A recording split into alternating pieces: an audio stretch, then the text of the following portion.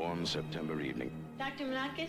Jill Johnson was babysitting for the 2 young children of a wealthy doctor. Okay. Bye. They told her where they would be and when they would be home. They told her everything she had to know, except what to do when a stranger calls. Hello? Have you checked the children? What?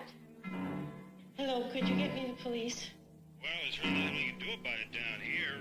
Have you checked the children? He's watching me through the windows. Well, if he calls again, we can try to trace it. Why haven't you checked the children? Please, can't you help me? I'm all alone here.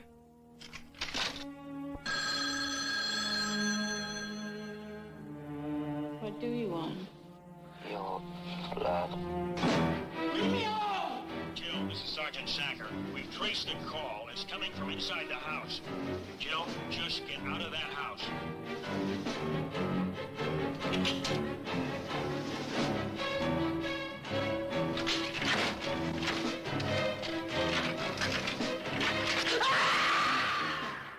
And the terror just begins when a stranger calls.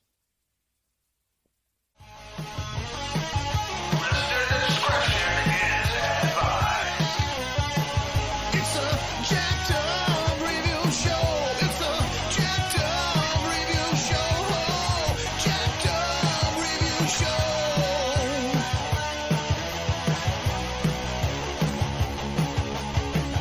It's a jacked up review show. It's a jacked up review show. Jacked up review show.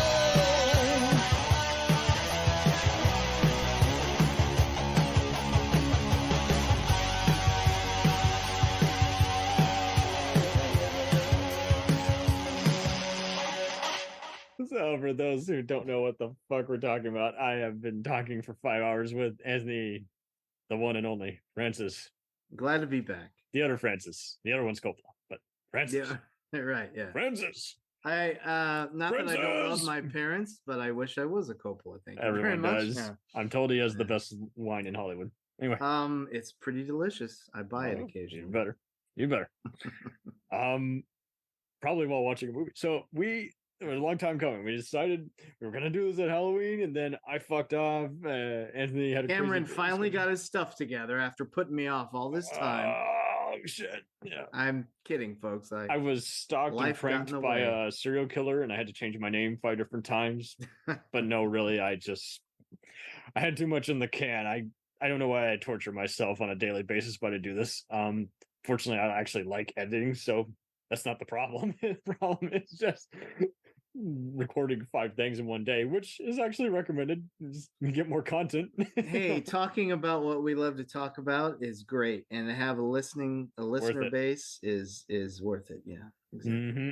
So we are talking about a movie made by none only than the co-founder of the largest shopping mall company in the United States. That's right, a Melvin Simon production. That is When a Stranger Calls, not Dial In for Murder, which Yeah. I would often get the titles mixed up. When a Stranger Calls, 1979, the original, folks. Or mystery. Yeah, I was gonna say, people ask you, is it a horror film? Yes. Well, I thought it was a murder mystery. Yes. Well, I thought it was a character study. Yes. I thought it was an NBC picture. Yes. Yeah. But wasn't it by Columbia? Yes. Yes. Yeah. It is all these things. And for my money, Cam. Can Yes. I call you Cam? Yes. For my money. Cam Sully. For my money, even though it is horror, but it's more the character study, I think it's one of the great horror films of its day. To Totally. this day, the most frightening opening 20 minutes in my opinion, in cinema, not just horror, cinema history. I just think 1000%. it's an amazing film. Have you ever met anyone who knew about it but didn't know how it influenced other movies like Scream and other, stalker movies? I've met some. The influence, the whole opening of Scream is, well, the whole thing the killer does, and the killer in Scream is basically Tony Beckley's character from Right. Stranger Calls, and the whole opening of the first Scream is an homage to the opening of Fred Walton's original. No, yeah, I've met people who aren't aware of its influence, and I think even as time goes on, people who are aware of its influence have to be jolted back to a reminder of its influence, if that makes any sense. No, totally. It totally even makes sense why, Walton goes on to do other movies like April Fool's Day. Which is a little cult classic in itself. Hmm. And in my opinion, an underrated mystery thriller, The Rosary Murders, with Donald Yes. Sutherland and Charles Durning from When a Mhm. Stranger. I think it's a good. You've seen that one. I think Yep. it's a good film. I think it's tight, a good mystery. I like it. Yeah, he returned for the sequel, which is a rarity. Usually they would hire just a cheap, Mulca High, Stephen Hopkins type. Yeah, made for Showtime, by the way. The sequel. I thought it was USA. No, it's Showtime. Oh, okay. Nice. Don't make me question myself. Now I want to look it up. Got the but Rift Tracks treatment, but that's too bad, because while it's nowhere near as strong as the original film, I think they just wanted a goofy cable TV movie. yeah, it has its moments. I like Jill Schoelen. I interviewed her way back, by the way. Oh my god, dude. Did she have anything to say about this? She liked it. She liked the she, without me saying anything, realized or recognized that the script for her When a Stranger Calls wasn't as strong as the original. But she said she loved the opening. It's terrifying. And I agree. While it's not as terrifying as the original, it's a great When a Stranger Calls the opening. And the ending's a little silly. But who cares? I like it. I think it's fine. I have no problem with it. But yeah, you're right. It got the riff track state treatment. But hey, to be fair, so did Jaws. Sometimes they run out of movies to do for a while, and they do important ones. But no, when's the first time you saw When a Stranger Calls? Actually very more recent. I know, shocker. I actually saw them out of order. Oh, you saw the sequel first? Yeah, I just, and again, I just always got it mixed up with Dial M for Murder, just the stalker movies, because I just would watch various other psycho thrillers just on repeat and get them from the first store, and just see all other kinds of movies. But I was always a fan of Carol Kane, and just me too. She's gorgeous in this, but she is. I think it did appear in a few different documentaries, and it was one of those is like, I need to really get off my fucking ass here. I don't think I've actually seen this movie. Well, it's not fair for me. It's not fair how I saw it first. As we've talked about, as people know who know me, my dad ran a movie theater and he played it. And he let me and my buddies go see it all the time. Yeah, well, it was a big hit, so it was there back in '79. So it was there for months. So he let me and my buddies come in and see it. I saw it a million times, but I couldn't go in alone. I was 11 at the time. I couldn't go in alone to the theater, even though there's a big crowd and my dad's right out there. I couldn't do it. I had to bring buddies with me. I used to love whenever we'd go down to the theater to visit my dad, like take him dinner or something. My mom and I, he'd be like, wait, listen. And it would be the big ending. And you would just hear this crowd of people scream bloody murder. Yes. When he popped, we'll get to it. We'll get to the scene, but when he pops up at the end there. Yeah. Isn't it wild how Carol Kane is in the Muppet movie with Charles Durning the same year as this one? That's right. This is so weird. How does that happen? That's a weird connection. I never thought of that. And the other theater across you are talking to a weirdo. Hey, so am I. I never made that connection. That's awesome. I'm glad you did that. That's great. And now it's live forever. Yeah. Carol Kane has the best role in Muppet movie. It's a myth. A what? A myth. Yeah. Oh man. Doc Hopper's French fried frog legs, Charles Durning. Yes. It's interesting you saw the second one first. Did the original affect you? Yes, it's just a very taut, very organized movie, and I think it's a crowd pleaser. It's just a very straightforward crowd pleaser. It's one of the most well-crafted films of that type ever done. Ever done. And I don't think Walton gets enough credit for that. Totally. And if anybody says, yeah, but the middle's kind of boring. No, it isn't. I've never no. Even as a kid, I don't think I would have found it boring. It's just kind of just he keeps the mood, even though we're following Tony Beckley's character. kind of like De Palma. He plays around with the lighting and what have you. Kudos to the great cinematographer Donald Peterman, probably best known for his collaborations with Gary Marshall, Ron Howard, and even getting an Academy Award now for Star Trek 4. Yeah, his that's John Hughes movies, and just I mean, when you see how he shoots, this is one of his earlier movies, along with but the way I notice how he frames this and Get Shorty and even Point Break, he really plays a lot with shadows. Oh, he does, especially when we're following the killer out and about in the world. And like you, I was always paying attention to the makeup and cinematographer and editor as much as the director, but most people don't. They just look at the so-and-so film and the first three names, because some people don't even look at that anymore. Yeah. Right. Just my sister will always want to skip through a movie with that credits unless it's a Marvel thing. I'm like, well, it's got a good tune. It's got some interesting credits. Like, I always stay through the end credits of any movie, just out of respect, even if I'm not digging the music. Just even to out say of respect. You saw the movie. Exactly. I know it's silly, and sometimes I'm the only one sitting there, and the people waiting to clean. Yeah, people waiting to clean or standing off like, okay, there's nothing at the end. I'm like, I don't give a shit. I'm watching. I'm doing the whole thing beginning to end. Yeah. So, did you ever see her work, Carol Kane, in the similar movie Office Killer? Oh, I like that movie.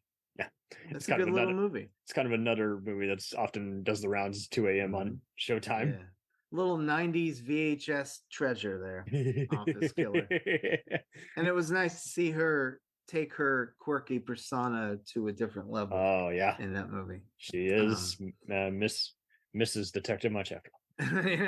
Because even though I love her as an actress, she's always the Carol Kane role, if you will. Yeah, she's always Carol Kane from Taxi, or she got to have some fun with Office Killer. Yeah, she really plays around with this, and even Dog Day Afternoon is just a typical kind of role, and she looks good holding a gun. So she does, right? And also in When a Stranger Calls, she pulls off. In the beginning, she's 17 years old. At the end, she's in her mid-30s, and she pulls it off because she's got, at the time anyway, in 1979, she had that kind of face. You pull back her hair, she's a teenager. You let her hair down, she's in her 30s. Yeah. Yeah. And I don't just mean physically. She pulls it off. She is a kind of a, not nervous, but teenager in the beginning, and she's a stoic woman at the end until she gets that phone call at the restaurant. 1,000%. Have you checked the children? And have you checked the children? That catchphrase, no one knows what that means now. Yeah, and why, when I see these lists on little documentaries on Shudder and lists people make of the greatest, I mean, you get Here's Johnny, you get Your Mother Sucks Cocks in Hell, you get Death Has Come to Your Small Town Sheriff, all great horror movie lines. Nobody says, have you checked the children? Hello, the children. One of the most terrifying lines ever. It gives me chills when he says that. Have you checked the children? And the music during that. They should have added. Yes, the music is delightful. Maybe they should have added, have you checked the children with some fava beans? Yeah, right. Yeah. Well, he left them a little Mr. Goodbar candy bar. On their pillows. No, in the opening scene, the music, it's not overdone. It's all noise. It's like, she's like, hello. And it's just going, the soft orchestration, but then he's got the dum dum dum, and she's looking around, dum dum dum, just occasionally. And then when she says, "Can you see me?" and he says, "Yes," she looks out the window, and we cut to outside of the window, and it's a big bay window that's open, and then the orchestra. Yeah, It's that's so perfect. It's just and so perfect. an Bergman score almost kind of.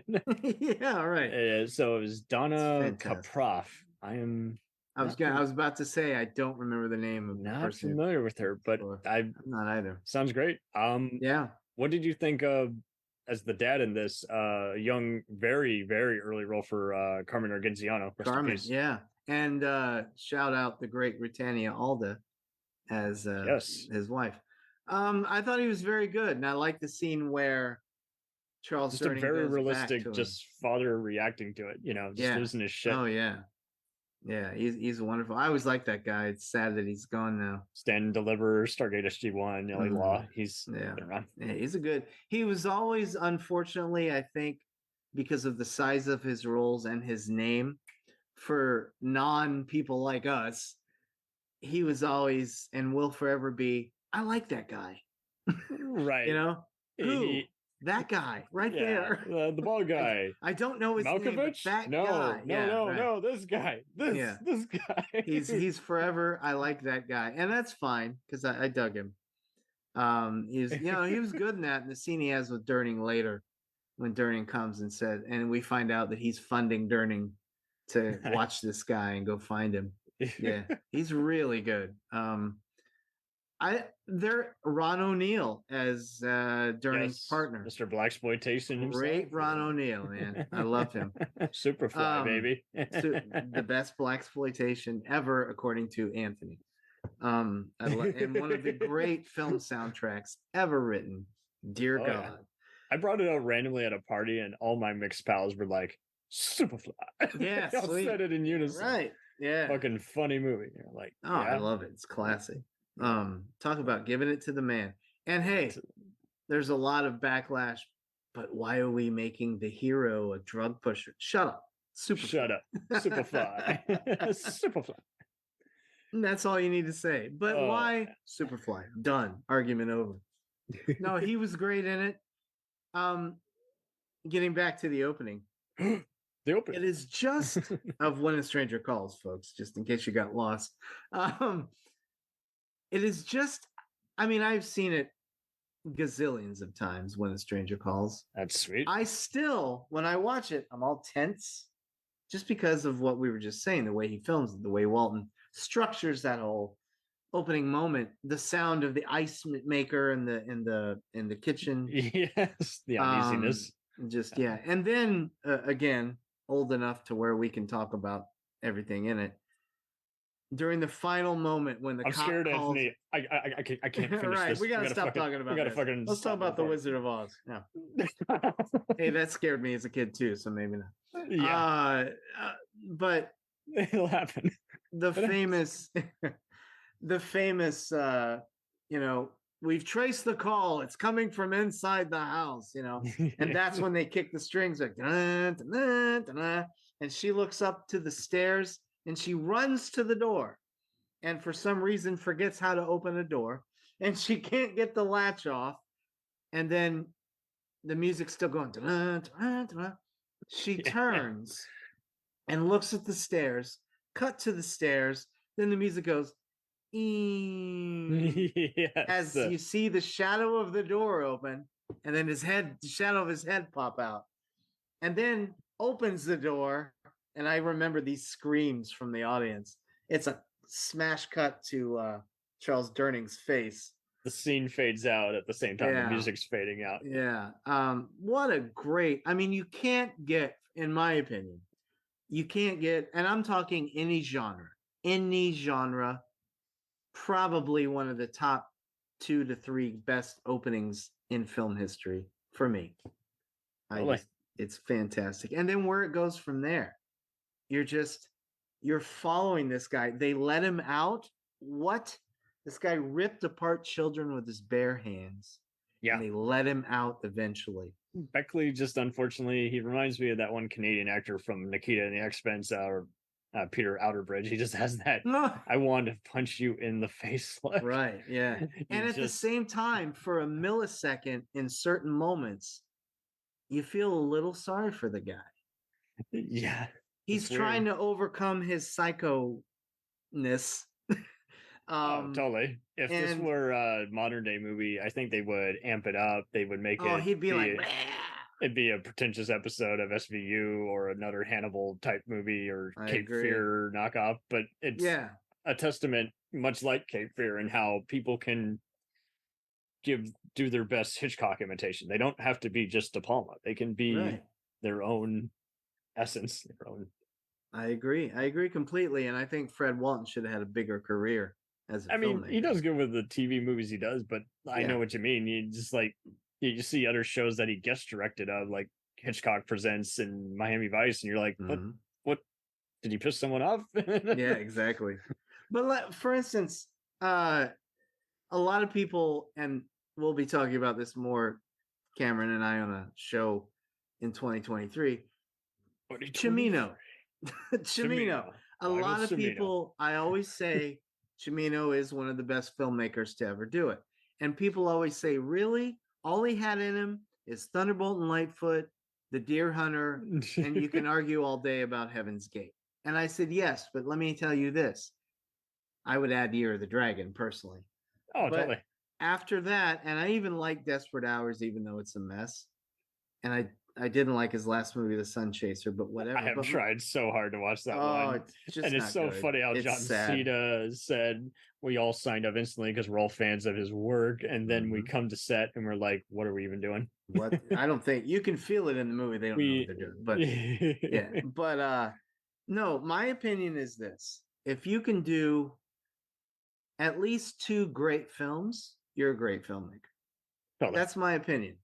And if you do 1 great movie as great as The Deer Hunter, in my opinion, you're a great filmmaker. If you can have a immortalized, like if you, rest in peace, Louise Fletcher. There's an example, someone who should have had a bigger career, but you are correct. 5th stage in her life, wins the Oscar for best supporting, and then stills the show on Deep Space Nine. It's like you've done it.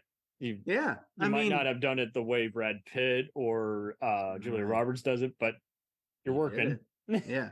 And you gave one of the most iconic film roles of all time. Seriously. And I think that might be the issue, but that's another show.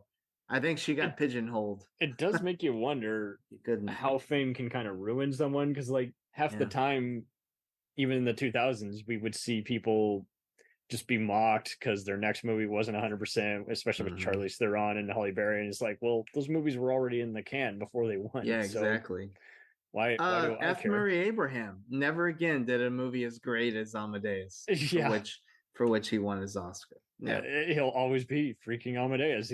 People might know him now for being on like Mythic Quest and all these other movies and shows. And I'm like, yeah, but that's freaking Amadeus. That doesn't. Yeah, right. Yeah, one of the great performances. But my point is, we don't want to bore the audience. They're like, wait, what's the name of this goddamn podcast, guys? The unorganized show. Yeah, we'll talk about Cimino later, folks. But no, my point is, and I'm not saying Fred Walton is as great as Cimino or, whatever, but just a reasonable top guy who got it done. And yeah, he did a great film in When a Stranger Calls, a very good one in The Rosary Murders, and a fun cult 80s horror in April Fool's Day. Why did all of a sudden nobody give a shit about funding any movies by this guy? Each one of those were successful. Rosary Murders wasn't successful here, but it made money in Canada where he filmed it. Yeah. And Hadley's Rebellion, I hear, is kind of a sleeper drama. So it's like, I would always see Trapped, a DVD of that floating around, which was kind of another sleeper TV movie. Yeah. Psycho in a building preying on a worker who left late. I only saw it once, yeah. And so it's interesting how he became the TV guy, and yet that's kind of just what people wanted to see him do, is like take a simple premise, play around with the acting and the gaffing. And it's too bad because, and I know I've already spoken about, forget about the opening moments, which are great. just if I taught a film class, I would show When a Stranger Calls, because just from beginning to end, the way he crafts it is just ridiculous. And that opening, here we go again, because that's how great it is. That opening 20 minutes or whatever, it's he's pulling it tight. He's tight. And oh, he's gonna break it. He's gonna break it. And then nope. Yeah. It's just incredible and incredibly crafted. He knows when to do a close-up, he knows when to do a wide shot, and it's flooring how great that is to me. Everyone knows how to just kind of just go to school. Yeah, exactly. Exactly. Charles Durning, we talked about him. He's wonderful in the movie. He even runs. It's nice to see him run. He runs up those. This is before he packed on a bunch of pounds, but Yeah. He always went up and down in his career. It's weird, mostly up. But And it just makes me realize. So this is the third movie he's done with Carol Kane, because they were both no, in Dog Day Afternoon. Remember? son of a bitch. Are they related? Must have had the same agent. Yeah, I forgot about that. Yeah, that was his first film, by the way. Oh, sweet. Yeah. But no, he's so good in it. And I remember seeing an interview with him about the film. And I Damn. said, "What drew you to this? Because you're not known for the horror genre." And he said, "I read the opening scene, and I called up Fred Walton and the director and said, I'm in." And he said, "So you liked your part?" And he said, "I haven't read my part yet." He said, "That opening scene on the page, if it scared me that much, it's going to be amazing on the screen." And then he said, "I hung up and then read the rest of it and said, oh, I'm really in." Yeah. So that's a testament to the screenplay as well. Totally. Yeah. I mean, the moments with Colleen Dewhurst as the woman we can't say picks up in the bar. Yeah. Not a deal. And those are the moments where I feel sorry for him. You know, he's trying to relate to someone on a human level, which is impossible for him to do. Tony Beckley's character. Kind of progressive for 60s, wanting to have a talk, wanting to actually go for more than just what is the killer thinking, why is the killer doing this, and even if you don't get would you say we get a direct answer? I don't feel like we never truly do, but we're not really meant to. We're getting a tease, which is kind of what you would kind of expect, but no one was really doing that at that time. Usually they would just have a surprise someone who you didn't expect to be evil, Yeah. Or he'd be there and, "I said I want to buy you a drink," but it's not about that. And that's one of those moments I was speaking of when he won't leave her alone, but he's not doing it in an evil way. He's like, "I'm trying to relate to somebody. I just got out of a fucking," he didn't say that, but we know that's what's going on. And the bartender gets pissed at him because he won't leave Colleen Dewhurst alone. And then that other guy beats him up. And I'm like, oh, poor guy that just spent time for ripping two kids apart with his bare hands. I feel sorry for him. And I think that's the beauty of the screenplay, the beauty of the direction, and the beauty of Tony Beckley's performance. That was his last film. He died 4 months after. Jeez. He had cancer. He was dying when he made it, which, I hate to say this in a weird way, adds to the look because he was frail and adds to that creepy look. Method acting, kind of. Without trying. Yeah. Well, I got cancer. Just put a jacket on. Just frame my face. I'm fucking miserable these long days. Oh my God. And then when he follows her to her apartment, remember that? Yes. And you're just like, and then he's still, "I don't mean to scare you. I just wanted to." And then we just want a spoon. We just want to snuggle.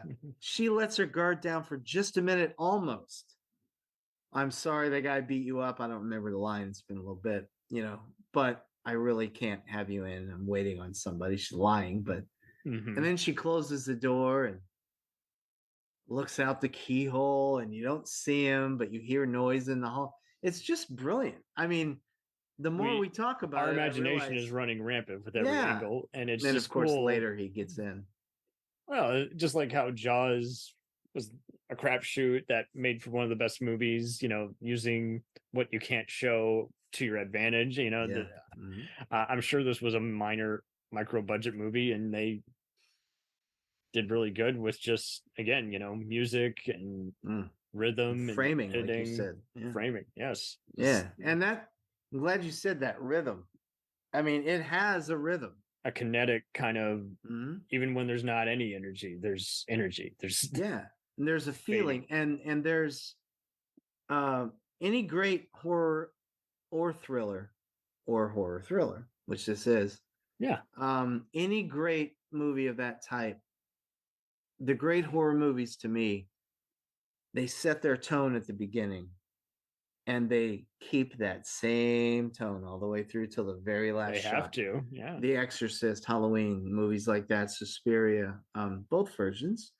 Yes. And I think Toby Hooper's Texas Chainsaw, but I also think When a Stranger Calls belongs there. The terrifying first 20 minutes that stays with us because we go from that to this guy getting out and following him. We're terrified. We're wondering. We're always thinking, where the hell is this going?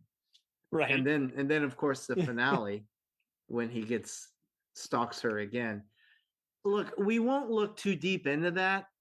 He didn't know who the fuck she was, so how would he know who she is now or where she is or her married name?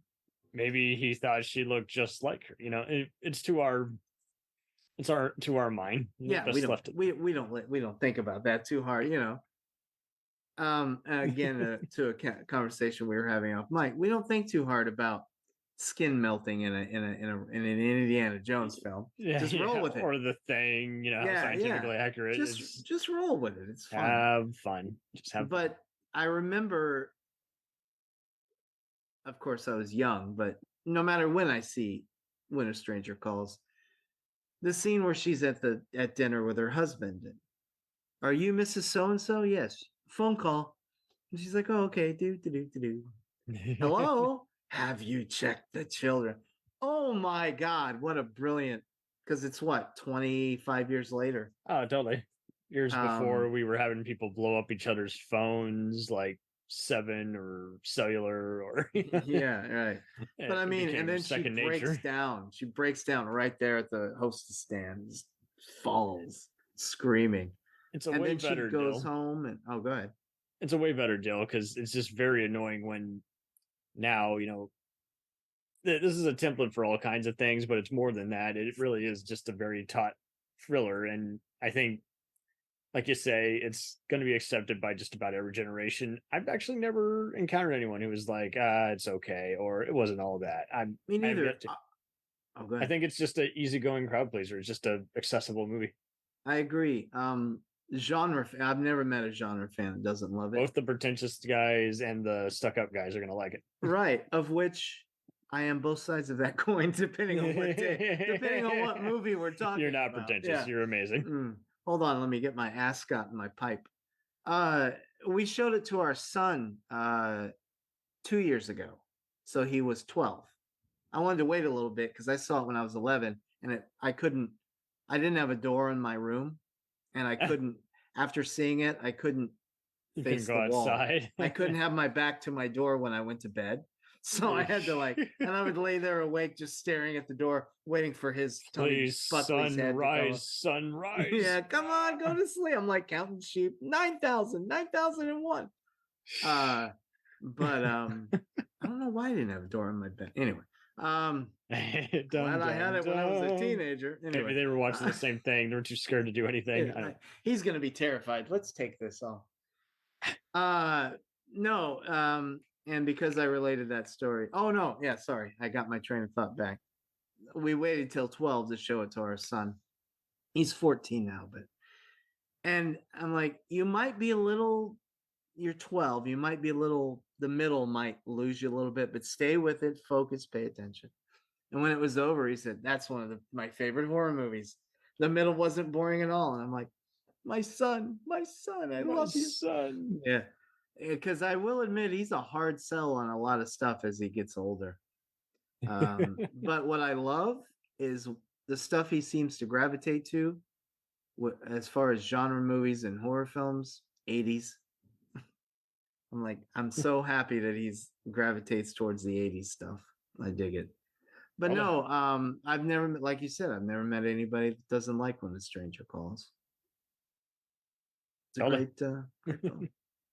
There's so much to talk about it, but it's a sharp 128 minutes, I think, or not 120, an hour and 28 minutes. It's a sharp, fast hour and 28 minutes, but there's so much in that hour and 28 minutes. But if you think about it, only 4 things happen in the film, 4 arcs. If you think about it, you have the opening, you have the ending, you have him and Colleen Dewhurst, and then you have Charles Durning and tracking him down. And then look, does the final moment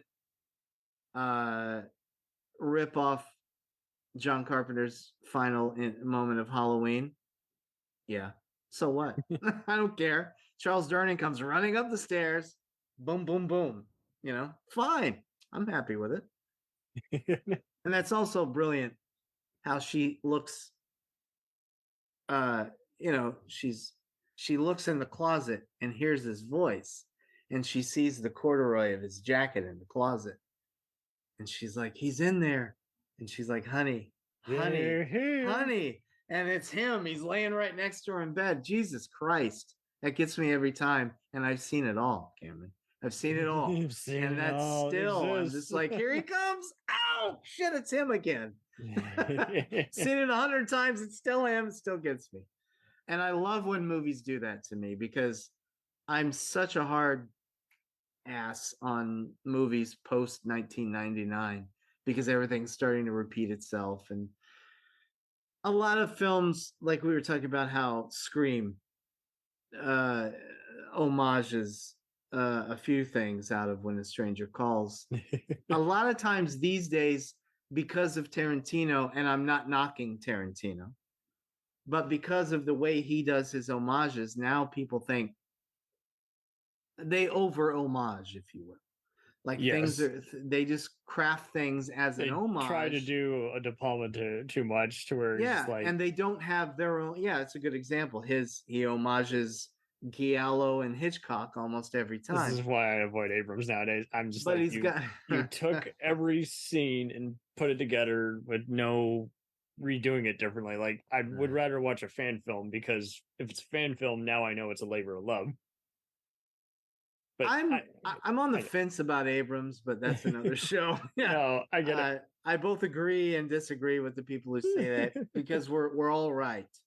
Does he make fun movies? Yes. Does he make respectful movies? Yes. Are they all homages? Yeah.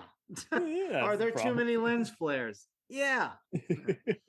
But should there be lens flares in Star Wars? No. Anyway. Oh man. But yeah, how much of it is a homage versus how much is a ripoff? Like, if it's Jim Wynorski, it's kind of fun to me, because I know that, like, a Roger Corman guy, he's just kind of having too much fun, and he's basically half-assing and is kind of part of the charm, if in a way, kind of in a weird Tommy Wiseau, Rocky Horror kind of way. That's weird to say those two together, but I'll roll with Rocky Horror. I don't get this whole let's celebrate the room business. I can't do it. No, I love the riff tracks about it, but yes, it's amazing. The only version.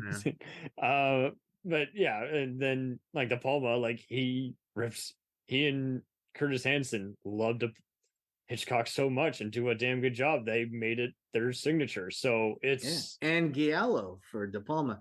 I've said many times. Yes. People say, name your 15 favorite Giallo films. I'll throw Dress to Kill in there, and they'll be like, wait, no, Giallo films. I'm like, oh, it's very much a Giallo movie. You got the leather, you got the blade, you got the leather killer, you got the sexuality. You tell me he's not doing an American Giallo film. He really is. I think he was spotted at various Italian cinemas often growing up. And oh, sure. He's got some Argento in him and some Bava. Yeah, it's a good contrast. Yeah, Bava is another one who's kind of being rediscovered. A lot of the Giallo guys are being rediscovered because now their movies you can afford to find them all. Yeah, and Shudder. I don't know if you have Shudder. I own a ton of giallo movies, but if you want to do a dive, Shudder. They've got a lot of great ones on there. Yep. It's fantastic. See, folks, this Shout Factory has show some. is. Yeah. Oh, they have, yeah. And Arrow does a good job with the giallo movies. But no, Totally. Turner Classic Movies plays some on they do Cult Friday. sometimes. Yeah. But yeah, that's a good point. You can homage, but you have to have your own thing in the middle of it. Your own reason for doing it. Yeah. Yeah. I think that Scream did it right. Wes Craven's first Scream. Wes Craven was a psychological guy. Yeah. He was a psychologist before he became he was. And a cab driver, by the way. I didn't know that. Yeah, he said he did it for a weekend. He said, nope. I think it was after high school or something. He was like, yeah. That's an interview I always wanted to get that I regret not getting. Oh man, Wes Craven. One of these days we'll resurrect him from the grave. We'll do the show. 5,000 years later. Yeah. Yes. So Wes, tell me if you remember. Yeah. But no, Scream did the homage to When a Stranger Calls correctly. They didn't just do When a Stranger Calls. They just crafted the opening like that, and I thought it worked perfectly. I think it's brilliant, and it's way more brutal than When a Stranger Calls. There's blood in the original When a Stranger Calls, but it is on the bed sheets. You don't see the kids ripped up. You don't see knives going in anybody. Even when he gets shot, you really don't see any, because it's a close up on him. Oh, and he goes over. I mean, yeah, it was coming off of the 60s, but it still had kind of the mentality of, we want to show a cop who's on the edge, but we don't want to do a hard-boiled cop movie. We want to show a killer, but we want to keep him mysterious. We don't want to be exploitive, and we want to have a very mask. He doesn't have a mask. We get to know him as a person. The heroine is strong and trying to keep her cool while being very humanly realistic. Yeah, I still think of the opening when I talk about the opening of When a Stranger Calls. I think of her, of course, her fantastic. Why wasn't she nominated for an Oscar performance? But through a lot of it, she grabs, once she knows somebody keeps calling, she goes over to the fireplace and grabs a poker, and it has like a round edge to it on the handle. And a lot of times when she's on the phone, she's just holding that poker and turning it. And I that's an image from the movie to me. And she's surrounded by darkness and a few soft lights. Never understood why she didn't turn all the lights on, but and close the curtains. I think she, being afraid is a dangerous thing. Oh, I know. Yeah. And yeah, I mean, I guess you don't want the lights on once you know he can see you outside, but yeah, no, it's a great. By the time you turn it on, you'll be dead. Yeah, it's really a great movie, and you just, after it's all said and done, you're like, my God, if she would have. There's one scene where she goes halfway up the stairs, and then the phone rings, and she goes back down. She would have died. It's just, yeah. I think it's one of the great horror films. I think it's one of the best movies. Probably one of the more mainstream ones. But yeah, definitely. It was like on a few movie channels like a year ago, but I haven't seen it play much. It's not, and I have a Blu-ray copy of it. Oh, which one? I saw there was a Shout and there was an Umbrella. Which release do you have? Yes, I have them both. You have them all, including the little VHS slipcover that Columbia Pictures does with a lot of their Blu-rays. But it still could use a big transfer with a lot of extras on it. Would be nice. Yeah, that's what I saw. It's like there's different features on each release, so you might have to buy the same movie 3 times. Yeah. But it's weird. No, like you said, it's rarely shown. Nobody talks about it. The Blu-ray releases didn't set anything on fire, but at the time it was a huge hit. I mean, it wasn't Star Wars numbers, but it was a big hit. Doesn't need it to be good. But yeah. Yeah, no, I know. I'm just saying, like, I know. A movie that was that big, and people talked about all through the 80s. Oh my God, have you seen Rent When a Stranger Calls? But it just kind of vanished from people's memory, and I don't understand why, frankly. It's a great film. I I think. guess you it's a could say it great was an film. antenna channel movie. I guess. I The mean, respectable well, kind. Like, yeah. I mean, yeah, but I mean, if you do that much business theatrical and you have that big of an impact, and on when it hit HBO, forget about it. oh yeah. One of my Italian, forget about it. It just everybody come over, spend the night. We'll watch When a Stranger Calls. It's on at Come over, 11. have a you few know. laughs. Yeah. Yeah, and then in the 90s, people are like, whatever. Like, what happened? You even had a sequel in the 90s. Why are we not talking about it? It began like any other night Hello? until the phone went dead. A stranger stepped out of the dark, Who is it? and a reign of terror begins. He was inside the house with her. It's eerie, isn't it? She was badly traumatized. Paranoid delusions. It's too much for her. She's coming apart. I believe her. Are you sure she hasn't created something that isn't there? What is happening is real. Explanations are getting pretty hard to come by. You don't mistake those things, and the terrifying thing is, he knows you don't. He is out there somewhere. He will go after someone else. I'm sorry, sir. There seems to be some problem. Jill. I'm here, Jill. Where are you? We're all alone now. Carol Kane, Charles Durning, When a Stranger Calls Back. I do not know. Makes me sad, but wait till I'm 70. Why aren't they talking about? You notice we haven't talked about the forgettable remake at all. Well, we touched on it at the beginning, but Did we can talk about it. I don't remember it all after seeing it like just once. I think the big selling point was, oh, Lance Henriksen's the voice of the killer. Oh. Yeah, and he does very well. The opening sequence, it's Fred Walton again directing. He tries to get the oomph of the opening like he did in the original. Doesn't get it. But that said, or as Jeff Goldblum says, that said, Jill Schoelen's really good in it, and the opening is effective. It's creepy, but not in the masterful way we're talking about the original.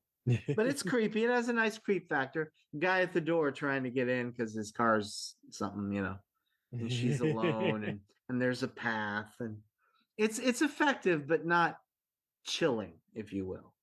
It's just that was a creepy opening. The whole Just trying middle too hard to be like Texas Chainsaw and Scream, I guess. Yeah. The whole middle, because he tries to do it again. We follow, but he doesn't follow the guy as much as Tony Beckley. We follow Carol Kane. She's now empowered. She's teaching a defense class. And Charles Durning's back, kind of for no reason. They're still friends. They're still in touch. Yeah. And then at the end, when they figure out who it is, Carol Kane goes to his apartment, and he's got this fake brick wall, the brick wallpaper, but he's painted himself like the wallpaper, and he just disappears into it until he opens his eye, and we're supposed to be, and I'm like, what? That's ridiculous. It's the Rambo First Blood Part 2 problem I have with that. In the scene where he's completely covered in mud and reaches out and kills the guy, I'm like, well, how do you cover his hand? You still got the one hand. How do you cover that up? But anyway, it's a ridiculous ending. Stuff dating. So middle and a decent opening. I mean, if you love, to anyone who sees or has seen the original When a Stranger Calls, I recommend the sequel. But as Siskel and Ebert used to say, and I said to you a while ago, my thumb is sideways. It's not garbage, but it's not necessarily, it's not necessarily a recommendation, but there's a couple things in it. It was made for Showtime. I think. More like show me. topless time. Yeah, right? it came in. At that That time would have been hysterical. Zalman King presents. Yeah, When a Zalman Stranger King's When a Calls. Stranger Calls. Joel Sholin would have had a different performance. Yeah. Narrated by the company. Zalman King, he deserves a show, except I'd sound like a grump on it. So kind of why do it? I'm like, what the hell was he thinking? I'll let you know what our Skinemax special is.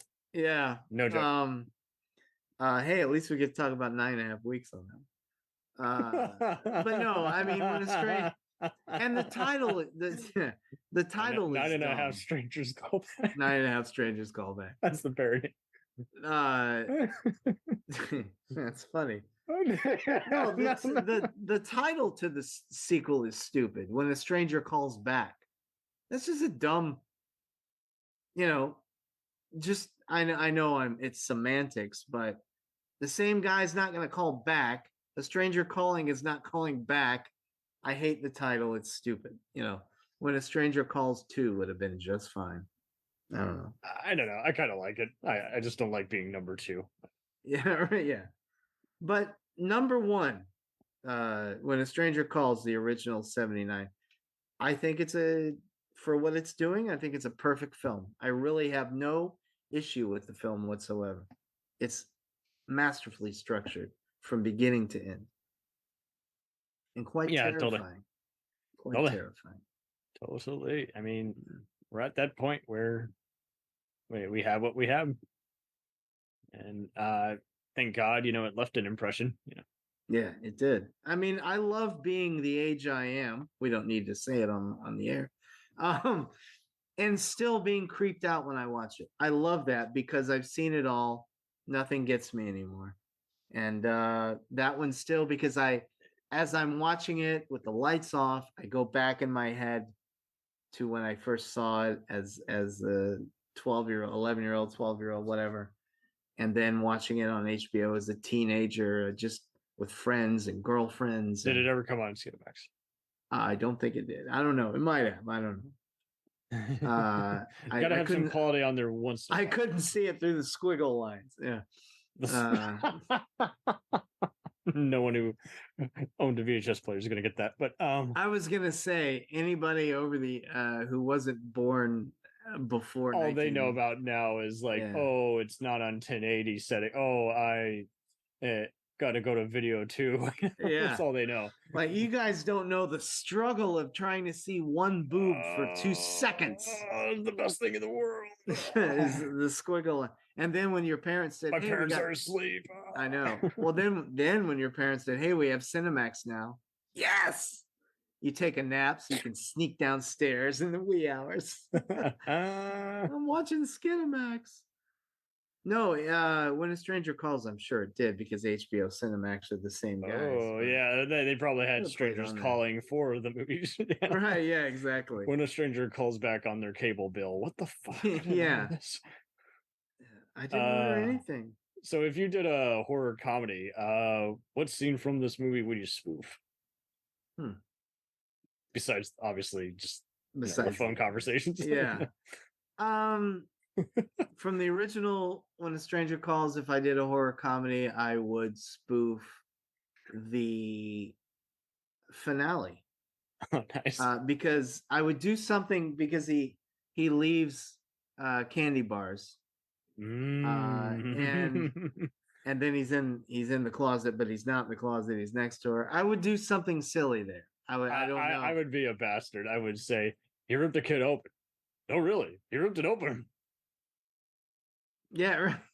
Dude, how did you do that? It's the fucking Hulk. You just have 2 inappropriate detectives in the hallway. Yeah, like, he did what? And the chief just fires him by throwing his badge at their face. Yeah, really.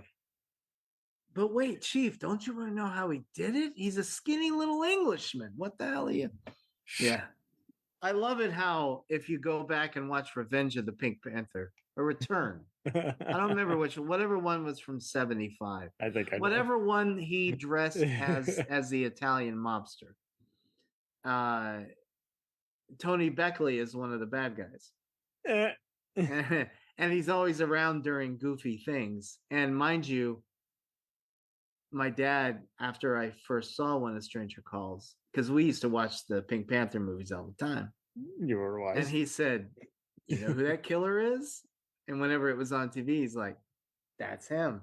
And I could never look at Tony Buckley in the Pink Panther movie ever again. I'm like, he creeps me out. Yeah, he's no Tony. I think Tony Buckley gave a award-worthy performance as the killer. I thought he was great. Yeah, I have yet to see any of those actors get hated upon, and kind of like Anthony Perkins and even the director, they just didn't have as long a career, or they had to make a typecast work. But yeah, I mean, they're still pretty jamming. Yeah, Perkins is a good example. Yeah, I wish they could have done a convention scene. I know it was kind of taboo back then and just got accepted decades later, but I mean, really, it's just everybody wins. What scene? I'm sorry. A convention scene. Oh yeah. That would have been great. Yeah. Could you imagine? Hey, I got my When a Stranger Calls Blu-ray signed by Tony Beckley and Charles Durning. Oh man.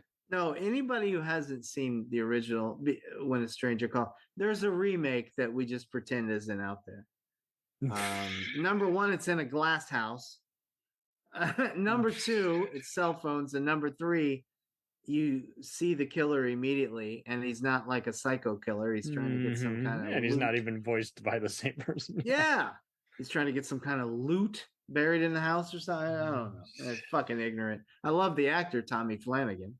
Everybody will know him from Sons of Anarchy, but he's ridiculous, and it's a ridiculous movie. But if you haven't seen the original When a Stranger Calls, see it. Like we both said, we've never met anybody who doesn't like it. And I tell you, I don't care how many horror movies you've seen, young'uns, if you watch this at home with the lights off and a bowl of popcorn in your lap, the opening 20 minutes will terrify you. I assure you of that. Yeah. I mean, and why deny yourself that? It just seems like so many like to just ruin a movie for themselves. Yeah. And it's a movie that doesn't have one jump scare in it, yet it's scary. And I love that. That makes me a happy man. Totally. It seems like, again, we just got people ruining stuff for each other. Oh yeah. I hear, look, I like occasional jump scares, but now movies are just made full of jump scares. And I hear people so many times telling me, "Oh, that movie scared me to death. I jumped 50 times." No, it didn't scare you. It startled you 50 times. Yeah. You're not scared. The movie's not slow. It's a slow burn. You tell the difference. Yeah. Exactly. And that's what When a Stranger Calls is. It's kind of a roller coaster in reverse. It starts with the drop and then ends with the climb up. if you and then gives you one last drop at the end. I just think it's a phenomenal film. I can't say, as you can tell, can't say enough good about it, and apparently you either. We are in agreement on this one. Yeah, I mean, we're not going to do an episode on here if I just feel like we can't like sum it up to some extent and even just have fun with it. Yeah, I mean, I was on another guy's podcast yesterday, and we were talking to the Saw franchise. Can't stand that saga. I'm not a torture porn guy, but we found as positive as we could, just dissecting, no pun intended, Spiral. It was just like, well, this is why we do movies like this. You just find as much as you can, because just about anybody has already said what doesn't work about it. And we're just like, why did people want to see this even when they were bitching about it before it even came out? Just try to find the logic. That's more fun, going for that maze. Spiral, I tell you, when people ask me what doesn't work about it, I have to quote Roger Rabbit when he says, "How do I love thee? Let me count the ways." He's like, 1 1,000, 2 1,000, 3 1,000. Oh, I hated Spiral. I tell you, I confess that as long as I put my mind in the retro of when I first saw it, I really like the first Saw. And they get gradually worse and worse and worse and because I'm a loving father, our son is a movie fan. Horror is his favorite genre. He calls himself the horror kid still. Eh. And his whole, if you walk into his bedroom, it's wonderful. It's like a shrine to horror. It's wonderful. But he's been wanting to see Saw since he was 9, and we said nope. I mean, we'll let him see some things, but not others. He's 14 Right. now. We'll show you a PG-13 version of Romero. It's catch up. Right. Don't worry. But he's 14 now, so earlier this year, he and I, because my wife said, I'm not sitting through that shit again. He and I said, okay, you can see the Saw franchise now. So we watched them all together over a week or so. Oh boy. Oh, I'd forgotten how bad the rest of them were. I mean, the first one's dated, not dated. I don't like that phrase, but it's Reserved. been so I don't know. run into the ground that I don't enjoy it anymore. But it's still, I liked it when it came out. It's a good film. I can't say negative, but oh my God, it's like each one said, well, the last one sucked. Could we suck more? Let's try. They're actively trying to get worse and worse. You can understand when it's something like Night of the Demons or Friday the 13th when this just loses me, because I'm like, so I don't have anyone to connect to. I'm sorry, even as a guy who likes gore, I'm just like, I need something to just follow it around. Yeah, Just... I'm a huge gore fan, and yeah, I agree. Same thing. I have no connection to this thing, and it's the same thing over. And then the people who become the next killer gets more ridiculous and more ridiculous. And I really thought Spiral was going to be something. I'm like, well, fuck, they got Chris Rock, they got Sam Jackson. Something's going to work here. And nope, it's terrible. It is terrible. But you know what isn't terrible? The When original When a Stranger Calls is not. That is a great film. And there you have it. Yeah. Have we talked it out? We might have. I think we have hit the nail on the head, and we're just now doing our best to just kind of. Well, we're not padding, folks. One conversation leads to the next, and we brought it back to When a Stranger Calls. Yeah. And the stranger calls back on his refund. Oh, right. Yeah. I saw it for free and I wanted to refund. No, it's not that bad. It's just, no, it's not very good. Watch the opening and shut it off. That's my recommendation for the second one. Watch the opening and shut it down, and you'll be okay. You'll be just fine. The bad thing is Carol Kane gives a great performance. It's just a dumb movie. So what do you do? I don't know. I don't know why I thought it was a USA Network movie. I guess it's because it was might as well have been. It was produced by Universal TV, I guess. Yeah, I'm sure they might have showed it because there was a time when they actually showed stuff, but no, it was made for Showtime. But it looks, you know what? It looks like a made for USA Network movie. You know what? Another movie I say about that. That's, by the way, a lot of people won't get that reference because they don't do movies anymore. But another movie that I said about that is, and I hate to say it because I like the director, Carl Franklin's Out of Time with Denzel Washington. That looks like a USA TV movie circa 1994. Yeah, with CSI graphics and edits. And dialogue. And it's just everything's overlit. It's the middle of the night, and you can read a book. Not produced by Jerry Bruckheimer. Not produced. Yeah. The camera doesn't sway so much. You're doing your best knockoff of My Medium Blue. Yeah. I don't like the film, and I always said that looks like a USA movie. It's really cheap. But yeah. Just like this movie. Oh no, it's good. This movie was fine. It was not cheap. What? When a Stranger Calls Back? Oh, just like the bad movies you're referencing. Yeah. This movie was fun. Oh, it might be a low budget for $70, but it's pretty damn good. Oh yeah, When a Stranger Calls. When a Stranger Calls, no budget, and look what they did. Hey, Fred Walton to me proved himself a good genre director. We'll do an episode on him. Hell, let's do it. And why not? And I own 3 of his movies. So what are you gonna do? Yeah. How many? I wonder how many people can say I own 3 Fred Walton movies. Here's the answer to that. I own 3 Fred Walton movies. Who? Who? He's a Did they director. He is. did they say like Pacino? Who? Who? What are you talking? Hey, get out! That's another show. Yeah, he overacts, but he's still Al Pacino. Yeah, so yes, you can't take the Pacino. You can't take the great out of the actor, but you can take the mellow out of the actor. Oh, hey, Yeah. Calm down, Al. You know what it is? He did it. He did it a little bit. Everybody says it started in Scent of a Woman. He did it all the way through almost Heat, and he got great reviews, and everybody loved him. And he said, "Oh, I'm going to do it all the time." I didn't find out until years later that's supposed to be him high on cocaine, and that he's or one person said nicotine. It's like I think you got your drugs mixed up, reviewer. But well, there's Pacino that said that. He said I played him like he said I think Vincent Hanna did cocaine. And I'm like, did you discuss it with Michael Mann first? Maybe not. I think Maybe he that's just not what he loved wanted. working with you, and he just let you do the gum because everyone chews gums back, especially back in the 90s. I love the scene where he's talking to Tone Loc, and he gets pissed off that he doesn't have any information, so he gets up to leave.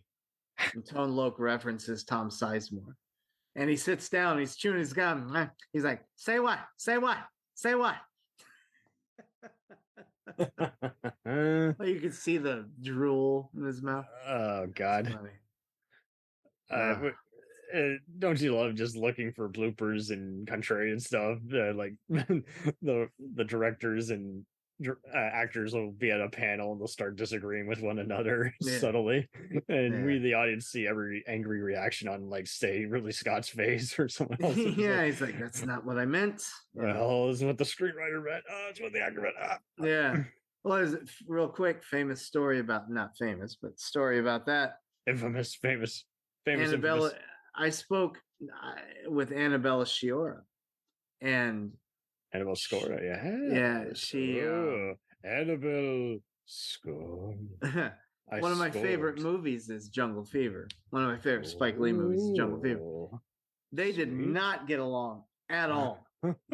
It was a contentious, her and Spike Lee. I heard it was a contentious relationship. I heard the same with Rosie Perez, but I always thought, well, Rosie Perez is kind of a diva, kind of like Spike. So probably, yeah. But that's so funny how Spike Lee wrote her character that she was attracted to him because of his blackness. Annabella Sciorra played the character like she was falling in love with him. And at the end of every scene, he'd be like, "I like what you did there, but you're not in love with him. You're showing too much emotion." And she's like, "But that's what it says on the page." And Lee's like, "That's not what it says on the..." And they would always argue. And he says, "But I got a great performance out of her, so I don't really care that she did it the wrong way." So I thought that was kind of cool. I think that's one of the coolest examples of actor and director not being on the same page, but it working out. They got the same storyline or idea, so it's just like. I mean, to be fair, it would have been too, and I love Spike Lee, but I think it would have been too on the nose if she fell in love with him, or not fell in love with, fell for him, was attracted to him just because of his blackness. Yeah, that's too on the nose with what you're trying to do. I think it makes it more interesting that she was falling in love with him. And then it becomes about race. Right. But what do I know? I'm not as good as Spike Lee, so I can't make these calls. It seems like everyone's got the same idea, and it's just different edits, different cuts, different timeline. Like when Fred Walton accepted the screenplay for When a Stranger Calls Back. He said, "Well, I can do something with this." "No, not really. You tried, Fred, but you didn't." At the same time, who else were they going to call? That's true. If you'll forgive the pun. Who called back? Fred Walton. I walked into that. You did. Who are they going to call? Yeah. The Killer from Phone Booth. Oh. Yeah, right. It's another underrated movie, in my opinion. Oh, yes. Yeah, I was actually we were talking Spielberg's Alien trilogy, and we somehow got started on just underrated movies that were shouldn't have worked, but they did. And somehow one person was like, oh, maybe they should have had a different voice for the killer. I'm like, no, it was just right. Yeah, it worked fine. I was trying to hop on that and I wasn't able to. It's all good. We're only going to do 5 billion other chats. Oh my God. Yeah, right. Yeah. Like we're never going to talk about Steven Spielberg. Well, we'll keep doing this even if we're canceled. And look, to all of you who are listening, nobody's going to see The Fabelmans. I would like to request that you go see The Fabelmans while it's still in theaters. Please see it. Please. It's a film that needs to be seen on the big screen, not because it's spectacle, but when you see it, you'll understand why. It's my little On When a Stranger Calls episode pitch for The Fabelmans. Pitch for The Fabelmans. In my opinion, as of this moment, I still have about 5 movies to see. The best film of 2022. Bingo. So, all right. Well, so go see real quick. Go see The Fabelmans. When you get home, watch When a Stranger Calls. And you have just heard from Anthony Kalidas.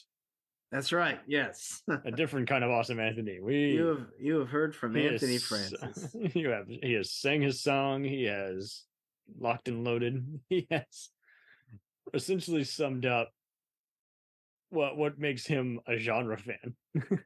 Indeed. Yeah. In talking about one film, I summed up everything that works for me in the genre because it's almost all in there in When a Stranger Calls. It speaks. Speaks to me. Right. But when we're talking about When a Stranger Calls Back, then you can quote Bride of Frankenstein, "We belong dead." We belong together. This is a fun one, Cameron. Absolutely. I enjoyed this. It's always fun, mind you. Don't take that. Yeah, but no, thank you. This was. I just knew it was going to be a party, and I don't want it to end. But we unfortunately we have to. I will be back for after the first of the year. Yes, there's some fun stuff. Followed by James Bond. Yeah. Anthony will return. Well, thank you for having me on. I really appreciate it. Likewise, thank you for owning the conversation. I look forward to the next one. Totally. It gets lonely here. I'll be back. I'll be back. To coin a phrase. We'll return after these messages. Do you ever find yourself thinking about who would win in a fight between Goku and Superman? Hi, I'm James Gavsey, and on the Who Would Win show, me and my co-host Ray ignore anything important happening in the outside world and debate fictional battles between characters from comics, movies, and video games. We got a new show every week, and almost always am I the winner. Yeah, not true, Ray. In the past, we've discussed such matches as Captain America versus Darth Vader, Solid Snake versus the Iron Giant, classic matchups like RoboCop versus Terminator, and even the Muppets versus Sesame Street. That one was crazy. So if you're a fan of geek culture and love a spirited debate, check out the Who Would Win show wherever you get your podcasts, or check us out at whowouldwinshow.com.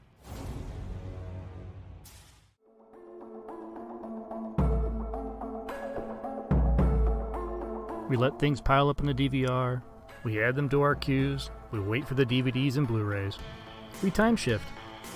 The Time Shifters Podcast. Sci-fi, horror, fantasy, superheroes, comedy, action, film, television, maybe some not-so-current events. Find us on iTunes or at timeshifterspodcast.com. Cool thing about Blind Knowledge is we are in multiple countries. We are worldwide all across the globe. We are in the US, we are in the UK, we are in Canada, Germany, India, Japan. We're in Australia, y'all. BlindKnowledge.com. Now back to the feature presentation. Dragon Ball Z, One Piece, Naruto, all things that we love, all manga that were originally published in the legendary magazine Weekly Shonen Jump. But not every series can run for 300 chapters and have a hit anime. This is David. This is Jordan. We're the hosts of Shonen Flop. Each episode we look at manga that ran in Jump that didn't quite make it. We discuss what it did wrong, what it did right, how the series could have turned itself around, and ultimately, was it a flop or not? We're on all your favorite podcast apps, and you can find us at shonenflop.com. Keep on flopping, floppers.